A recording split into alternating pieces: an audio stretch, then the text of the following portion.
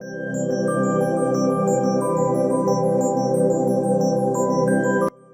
in the Shakti Sadhana, Guru acts like a foundation or an adhara to hold the Shakti of a sadhak during his or her spiritual practice. That way, Guru acts like a Bhairava and the sadhak act like a Bhairavi in the journey. Here, the Guru element plays an important role. If Guru isn't there, sadhak could easily be diverted towards Maya and could be distracted. It works both way. So, Shakti साधनाओं में गुरु भैरव का काम करते हैं। जब जब आप साधना करते हो तब तक वो शक्ति को संभालते हैं। इसलिए अगर किसी के पास गुरु नहीं है और वो कोई भी मंत्र आउट ऑफ मोटिवेशन कर रहा हो, जैसे काली का मंत्र हो या किसी भी देवी का जो उग्र मंत्र हो, और उन पे गुरु नहीं है, तो एक समय आता है कि शक्ति उनके पास अप्रोच करती है, but they don't know how to handle it. They doesn't know कि उसको रिस्पॉन्ड कैसे करें, विच इज वाई वो बैकफायर मार जाती है। एंड हम कहते हैं कि महाकाली की हमने पूजा करी, हमें तो नुकसान हो गया, या हमने ये इसकी पूजा करी, हमें वो हो गया। नुकसान किसी से नहीं होता। कोई भगवान इतना फ्री नहीं है कि आपके छोटे से एफर्ट्स में आकर के आपके सामने आ जाए। नो, ये हमारी ही विकार होते हैं कि हम उसको समझ नहीं पाते एंड वी गेट कंफ्यूज्ड एंड अपना नुकसान करवा लेते हैं। So guru is very much needed. And गुरु वो जिसमें सक्षमता हो साधना में आपको दिशा देने की, और गुरु वो जो इमीडिएटली आपके लिए अवेलेबल हो।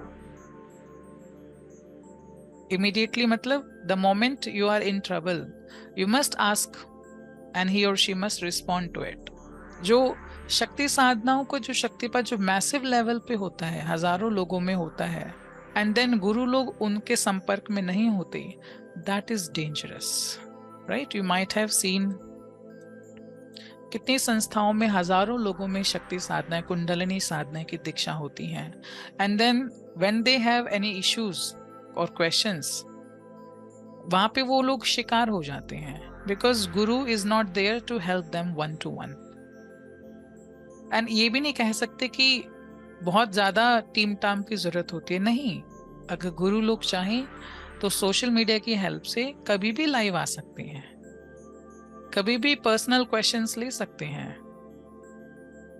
तो शक्ति साधनाओं में गुरु इमीडिएट हो, मतलब आपके साथ संपर्क में हो, और अगर कोई नहीं है दैट इज रॉन्ग। आगे जाके गुरु दोष भी वो लगवा लेते हैं कि जो जिम्मेदारी आपको दी आपने अच्छे से नहीं निभाई,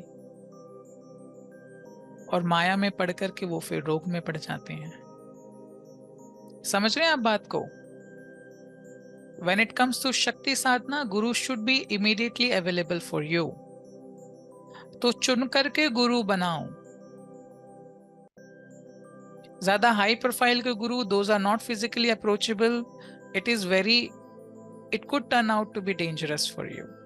वो बात अलग है, किसी और की पिछले जन्म की कमाई थी साधना में, या अध्यात्म का कोई और स्तर होगा जिसको ज्यादा मार्गदर्शन की जरूरत नहीं पड़ी, थोड़ी सी साधना करके ही परमेश्वरी का उसको सानिध्य मिल गया। They are very rare.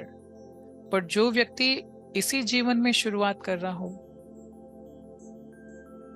और इमीडिएटली गुरु नहीं मिल रहे हो, या जब जब सानिध्य कुछ प्रश्न का कुछ पूछना हो तब तक आप अच्छे खासे अमाउंट दे करके सेशंस में इवॉल्व हो, दैट इज नॉट गुड।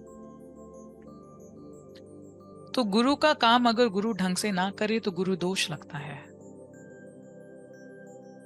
और राहु उन पे हावी हो जाता है, भ्रमित करता है राहु। सो शक्ति साधनाओं को बहुत लाइटली नहीं लेना चाहिए, बिकॉज ये बैकफायर कर जाती हैं। अगर आपको बेसिक्स नहीं पता कि how to offer gratitude, how to pay your respects, बस टाइटल लगा के हम तो ये हैं हम तो वो हैं, ऐसे बैठ गए चौड़े होकर के, नो, ये मर्यादा नहीं है। उससे कुछ प्राप्त होने से रहा वो रुष्ट होके और चली जाएगी दूर।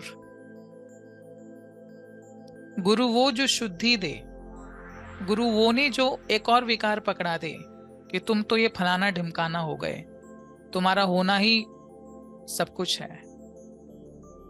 आप देखो, एक्शंस में ईगो टपक रही है या पवित्रता टपक रही है? आपको समर्पण करने के प्रति प्रेरणा मिल रही है या कुछ और बन करके समाज में घूमने का कुछ प्रलोभन मिल रहा है? हर जगह माया है, यहां भी माया है। ये देख रहे हो आप जो online session, this is also maya. पर माया के पीछे का वास्तविक ज्ञान आप जब भी डिकोड कर पाते हो when you have this activated.